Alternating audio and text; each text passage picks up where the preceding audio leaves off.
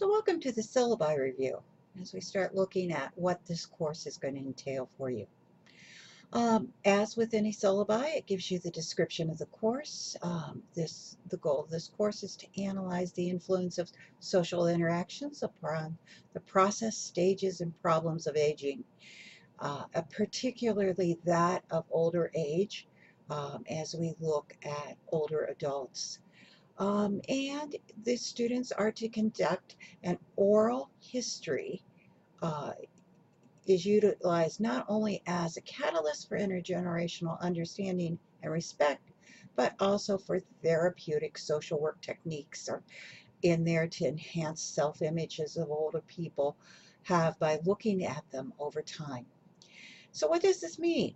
You're working with an older adult to collect their life history, to give them a document that they will be able to share with their family, and to pass on to other generations. You're helping them look back over their life to understand the aging process and what life was like in the past, as well as to understand what their future holds as they start exploring it and develop relationships. So the course outcomes are listed here, and you'll notice how they tie in to the general education outcomes as well as the sociology program outcomes.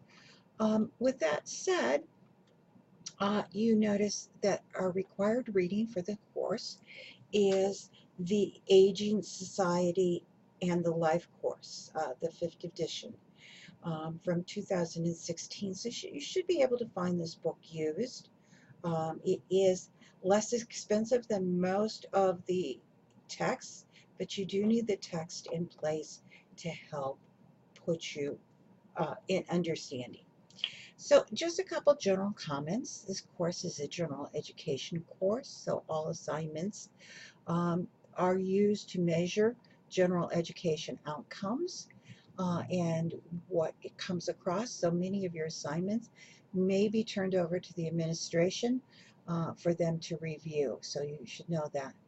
Now, students are expected to participate in the class through discussion boards, and you will have discussion boards every week. You will also have journaling every week as you meet with your older adult, and those will come into place. As you've already seen on the introduction video, you are required to attend modules, and once you attend those modules, those lectures in class, um, and viewing those videos in that, then your discussion boards will open for you. Now, the university requires language into the syllabus, so important things for you to consider here are your rights as well as your responsibilities, the requirement for academic integrity. Everything that you do for this class should be done for this class alone, and you should not be using anyone else's work. You need to worry about copyrights and plagiarism issues. You also are protected. You have consumer rights as a student, and you have the right to not be harassed in any way, shape, or form, and the issues related to Title 20. So this is the same for all courses. I won't spend a lot of time there.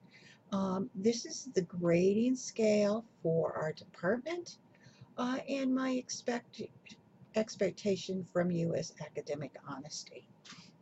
Any issues related to that can be addressed in the mounting manual as well. So what are the assignments for the course? It's probably what you're worried about the most, and this is the time to kind of look at that and decide if this is the course that's going to work right for you. First, you have images of aging, just to see what aging's like, and that will be due on September 23rd. You have your guided autobiography, and this is to be a video project, um, and that is explained further in the syllabi, as well as there are hints for you to have it work well for you. Um, the video itself is worth 200 points, and the journaling that is to begin the week of September 16th, as you've met with your older adult found your older adult, had them sign their consent sheet, and your first meeting with them is to be posted there. And finally, you have a midterm and a final. So no typical sociology paper because you're spending so much time creating a video for the older adult to move forward. There are discussion boards every week. As I said, they are worth 100 points. You will find that they follow the grading rubric here, which is actually an 18-point rubric. And you have the availability of uh, going through. These will be graded before the next week is through. One of the requirements for the discussion boards is your first discussion should be posted by Wednesday. Um, and your rubric tells you what your discussion should look like. Now, people always ask for a length of how long a discussion board should be.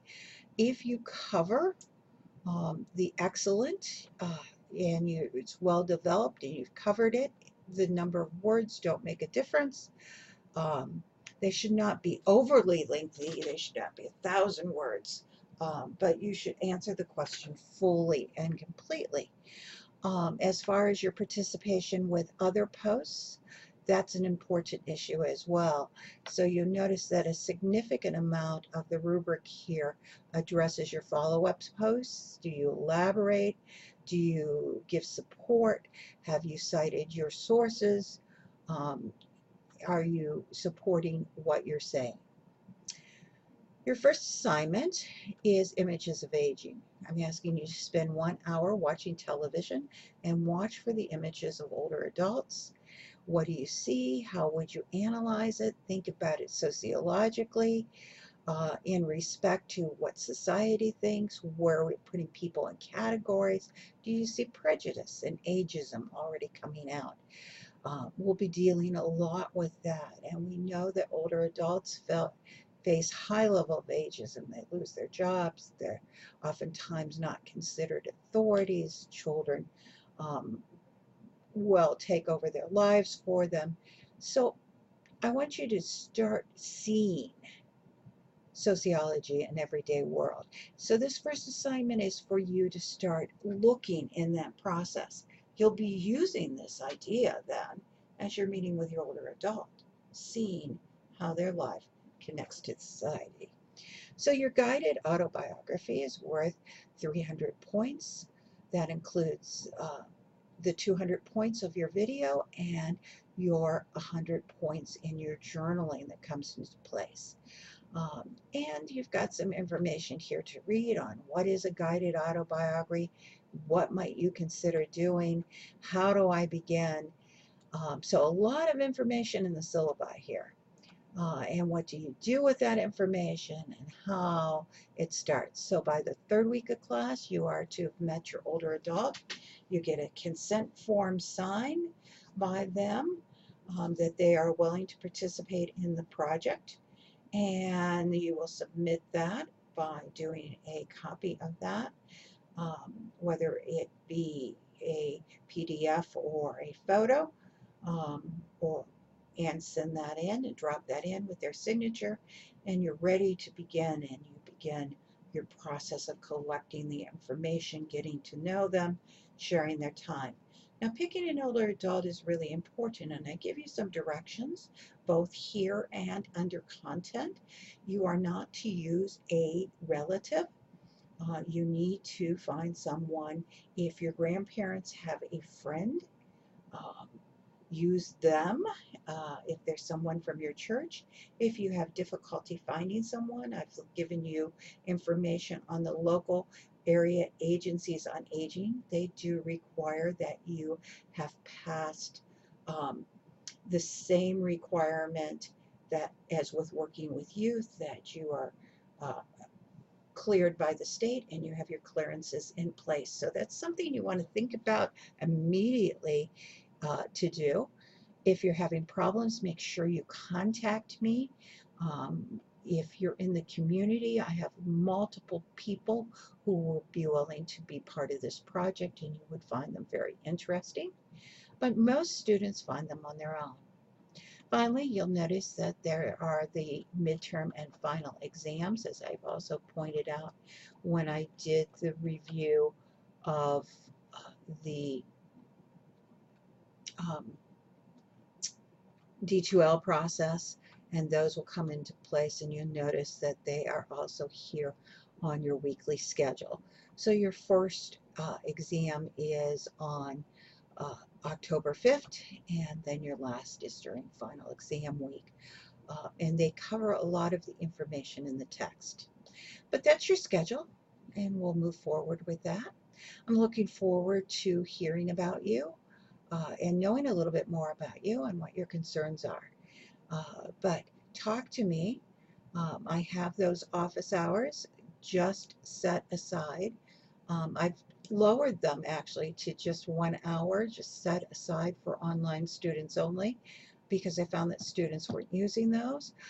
You can also contact me during regular office hours, and I will be in my office during those.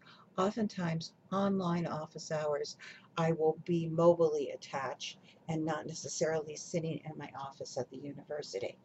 But with that, let me know if you have questions, and there's your introduction to the syllabus.